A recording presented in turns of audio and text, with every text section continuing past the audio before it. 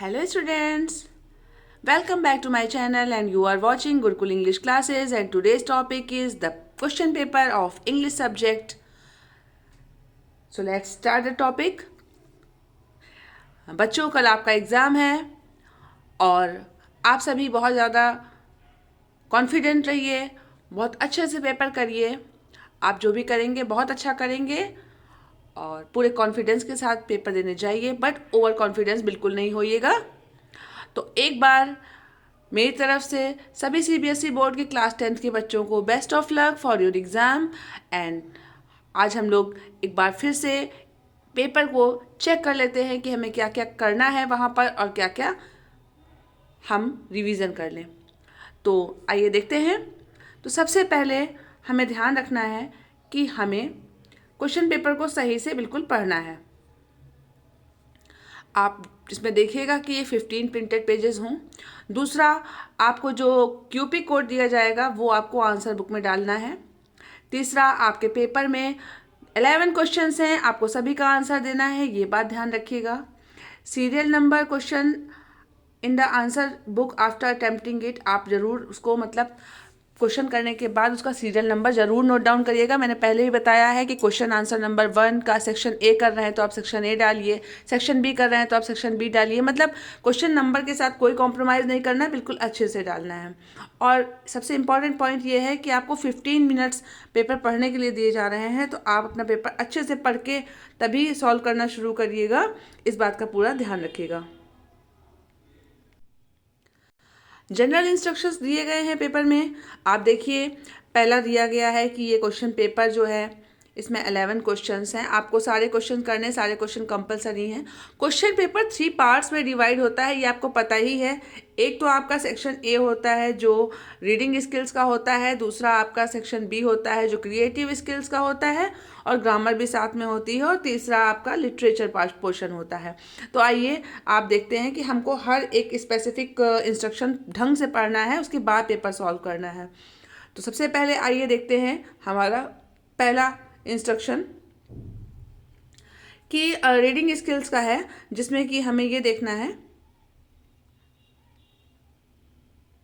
कि आपको पैसेज ढंग से पढ़ना है और पैसेज ढंग से पढ़ने के बाद आपको इसके जो आंसर्स हैं उनका रिप्लाई करना है। तो आप देख सकते हैं कि बहुत बड़ा ये पैसेज है, सेकंड है, ये थर्ड है पार्ट, ये फोर्थ पार्ट है। उसके बाद आपका इस पे बेस्ड क्वेश्चंस आ गए हैं, आप देख सकते हो।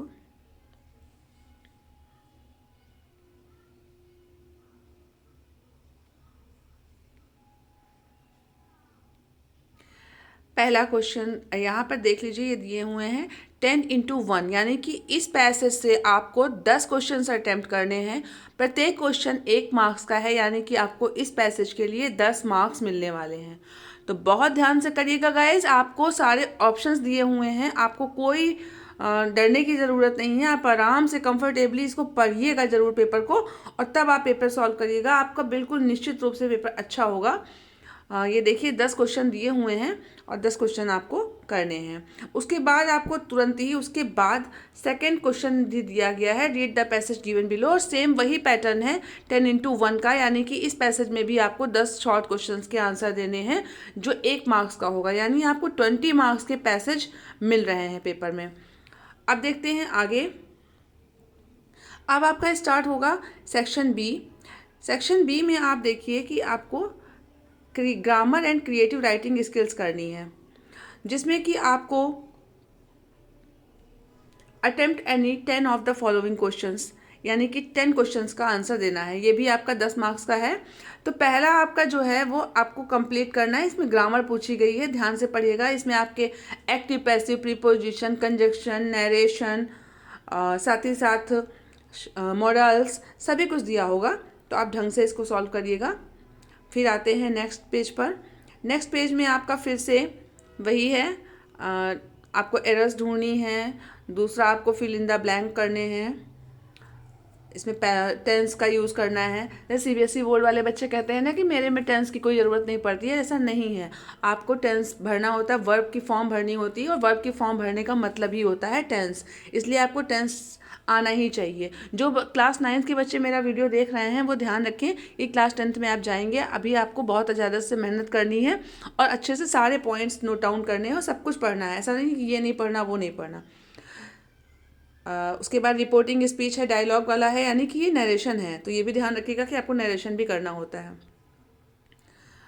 उसके बाद आपको यहाँ पर करेक्शन सेंटेंस में करना है, एरर ढूंढनी है और करेक्ट करके उसको लिखना है। यानी उस पूरे सेंटेंस में जो भी आपको गलत लग रहा हो उसको लिखिए, उसके बाद में आपको क्या लग रहा है कि वहाँ क्या होना चाहिए वो लिखिए। 9th क्वेश्चंस में भी आपको इंटेरोगेटिव सेंटेंस दिया गया है। 10th में आपको करेक्ट ऑप्शन सेलेक्ट करना है, इसमें भी विल, शुड, माइट, मस्ट यानी कि मोडाल्स भरना है आपको। अब यहाँ पर आप ये देखिएगा कि 11 और 12 यानी 12 क्वेश्चंस दिए हुए हैं, आपके पास ऑप्शन है, आप इनमें से कोई भी 10 क्वेश्चन सॉल्व कर सकते हैं। क्लियर। अब आते हैं 4th क्वेश्चन पे। 4th क्वेश्चन आपका लेटर है, लेटर राइटिंग, या फिर आप चाहें तो दूसरा ऑप्शन भी इसमें सेलेक्ट कर सकते हैं। 4 का स्मॉल ए और स्मॉल बी करके 2 ऑप्शन दिए हैं, 5 मार्क्स दोनों के हैं, आपको दोनों में से कोई एक करना है। आप ये ध्यान रखिएगा कि यहाँ पर और लिखा हुआ है, तो आपको और पे ध्यान देना है, बिल्कुल ढंग से आप और पे ध्यान दीजिए। अब आते हैं 5th क्वेश्चन पे। 5th क्वेश्चन में आपको एनालिटिकल पैराग्राफ दिया होता है। एनालिटिकल पैराग्राफ में आपको 100 वर्ड्स में राइजिंग प्राइसेस के बारे में लिखना है। यहाँ पर फरवरी 21, 2022 का एक ग्राफ दिया हुआ है। इस ग्राफ की सहायता से आपको पैराग्राफ राइटिंग करनी होती है, बहुत ही ईजी क्वेश्चन होता है। और दूसरा जो है, इसमें भी आपको यहाँ पर एक ग्राफ मिल रहा है, आप देखिए इतने बढ़िया से आपको ये ग्राफ दिया गया है और आप इस ग्राफ के आधार पे ये क्वेश्चन कर सकते हैं। यहाँ पर आप देखिए साफ साफ लिखा हुआ है फॉर विजुअली चैलेंज स्टूडेंट्स, ये जो लिखा हुआ है, यानी ये वाला क्वेश्चन जो 5th बी है, ये केवल उन बच्चों को करना है जो हैंडीकैप हैं, जिनको आंखों से दिखाई नहीं देता है, जो अपने साथ राइटर लेकर आते हैं, उनके लिए है। अब आते हैं आपके सेक्शन सी पर, जो कि आपका लिटरेचर पोर्शन है। लिटरेचर पोर्शन से आपको सबसे पहले एक्सट्रैक्ट बेस्ड क्वेश्चन देने हैं, जिसमें 5x1 यानी कि 5 क्वेश्चंस के आंसर देने हैं और आपको हर क्वेश्चन के लिए 1 मार्क्स मिलेगा। ये देख लीजिए आप, यहाँ पर 5 क्वेश्चन दिए हुए हैं, बढ़िया से इसे आप सॉल्व कर सकते हैं। इसमें आपको और में और दूसरा भी ऑप्शन मिला हुआ है, वो भी आप कर सकते हैं। इसके बाद आपको 7th क्वेश्चन करना है और 7th क्वेश्चन आपका पोइट्री एक्सट्रैक्ट है, जिसमें से आपको पोइट्री बेस्ड क्वेश्चन करने हैं। ये भी आपका 5x1 यानी कि 5 मार्क्स का है, तो आप ये भी कर सकते हैं, अथवा आप 7th बी कर सकते हैं। 7th बी में भी आपको मतलब दोनों में से कोई एक क्वेश्चन करना है, आप ये ध्यान रखिएगा, 7th ए करिए या फिर 7th बी करिए।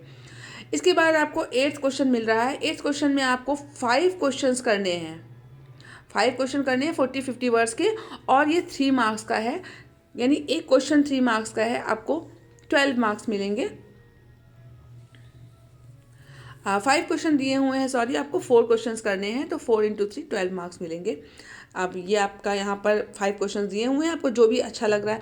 अच्छा, ये भी बात होती है कि बच्चे ये कहते हैं कि मुझे 5 क्वेश्चन आ रहे हैं तो क्या मैं 5 क्वेश्चन कर दूँ, ऐसा नहीं होता है। जो एग्जामिनर होता है वो ऊपर के 4 क्वेश्चन सही करता है, मतलब वो 4 क्वेश्चन चेक करता है, तो आपको जो क्वेश्चन सबसे ज़्यादा अच्छे से आ रहा हो, मान लीजिए आपको 5th क्वेश्चन सबसे अच्छे से आ रहा है, तो आप पहले क्वेश्चन का आंसर 5th वाला लिखिए, उसके बाद आपको 3rd आ रहा है आप 3rd वाला लिखिए, उसके बाद आपको 2nd आ रहा है आप 2nd वाला लिखिए। लेकिन अगर आपको कहा गया है कि आपको 5 में से 4 क्वेश्चन करने हैं, तो मतलब 5 में से 4 क्वेश्चन ही करने, फिर आप उसमें इफ बट मत लगाइए और 5 क्वेश्चन का आंसर मत दीजिए। उसके बाद आपका 9th क्वेश्चन है। 9th क्वेश्चन में आपको 2 क्वेश्चन करने हैं, 3 क्वेश्चन दिए हुए हैं और 40 to 50 वर्ड्स में करना है आपको, तो 2 क्वेश्चंस आप, ये आपका फुटप्रिंट विदाउट फीट वाली बुक से है, तो आप इसमें से 2 क्वेश्चन करिए और आराम से 3 नंबर के हैं, 6 नंबर आपको मिल जाएंगे। उसके बाद आपका 10th क्वेश्चन है, जिसमें आपको लॉन्ग क्वेश्चन करना है। पहला आपको फर्स्ट फ्लाइट से करना है, फर्स्ट फ्लाइट बुक से, और दूसरा आपको फुटप्रिंट विदाउट फीट से करना है, यानी दोनों बुक से एक एक लॉन्ग क्वेश्चन आ रहा है, जो आपको 6 मार्क्स देगा।